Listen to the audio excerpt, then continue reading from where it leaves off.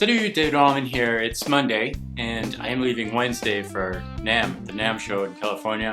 It's always an exciting thing in January to go where the sunshine is and all the other musicians are. And this year I have a plan, and my plan is to enjoy the show.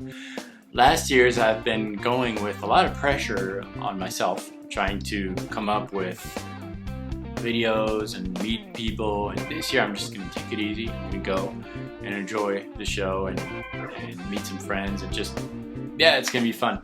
So that means that I'm not going to be here next week, but you're still going to get your 3 videos per week because I spent last week filming some videos in advance for you guys. So this Wednesday I'm going to give you a sneak peek of a modulation pack. It's been a request on my site, guitarplayback.com. You're going to love it. It's going to teach you how to approach chord progressions that are going to modulate, and this is going to be a sneak peek of what you will get on Guitar Playback soon, and you'll get a free backing track too this Wednesday to prepare for that pack.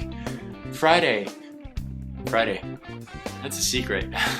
Friday's video is a secret that has to do with a secret, and anyways, you'll see that Friday. But anyways, I just wanted to say hello, and I wanted to thank you so much for making the book that I wrote for iPad a success. I have been really surprised at the positive response that I got from all over the world for that book. It's been out for 4 days now. It's $9.99 on iTunes, and I've had some amazing, overwhelming comments and a lot of downloads. If you haven't downloaded it yet, you should get it. For those of you who are wondering if the book is going to be available on Android and different tablets, I would love to, but I don't know how to do that. So if you know how to do that, send me an email. Maybe we can do something together. Anyways, I am still going to teach you a little something today. This is going to be a different lesson. We're not going to talk about the behind the scenes because that's not the point of the lesson. When I say behind the scenes, I mean theory. You don't need to know theory with this exercise, and if you do know theory, and if you start to get into the theory of this exercise, you're going to miss the point. The point is to be musical with something that is new and fresh and not overwhelming for the brain. 2 chord shapes, and out of these 2 chord shapes, you're going to create something fusion-y. And if you're not used to playing fusion, that's even better because it's going to force you to think in a different style, different genre, and try to create something, come up with something with some rhythm elements. Here are the 2 shapes, very simple. Those are magical shapes, by the way. Those are shapes that I use at guitar stores, for example. When I would try a guitar, I never know what to play and I don't want to do the Stairway to Heaven thing. I use these 2 shapes all the time, and they make you sound musical, I think. Anyways, here are these 2 shapes. First shape uses 2 fingers, the index and the ring finger. The index is going to bar the first 2 strings on any fret you want. So this is a movable shape. We'll use fret number 5, so we're going to bar frets 5 of strings 1 and 2. And then the ring finger is going to be on the 3rd string, 2 frets higher. So in this case, on fret number 7, here's how that little triad sounds. Why is this shape magical? Because you can use any bass with it, any bass note with it, it's always going to work. For instance, let's use a low E string open with that shape. And why not move that shape 1 fret lower? It's always going to work.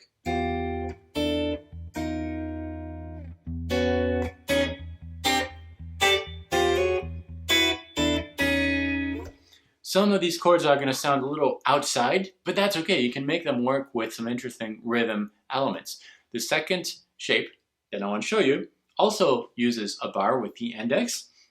This time we're going to bar all the strings, the 6 strings. So let's do fret number 5, for example. We're going to bar everything.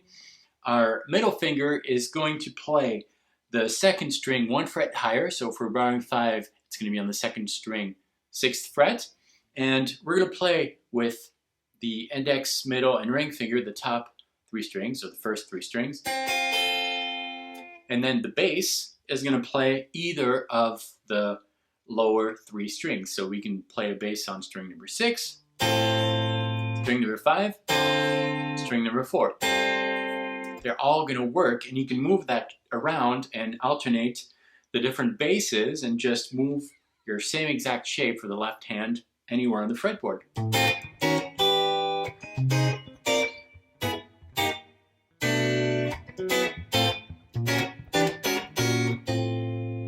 Always going to work. These two shapes have in common the fact that you can use any bass with these triads. So if we combine the two different shapes with a multitude of different bass notes, and that's completely up to you, we're going to come up with something really interesting.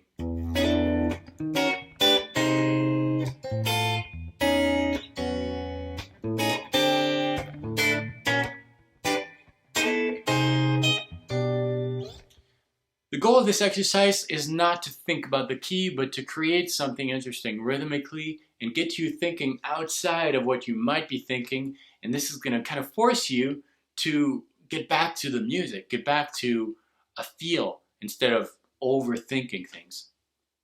That's the exercise for today. It's really fun. I do it all the time, and I hope that you do it too. It's going to help you improve a lot of things.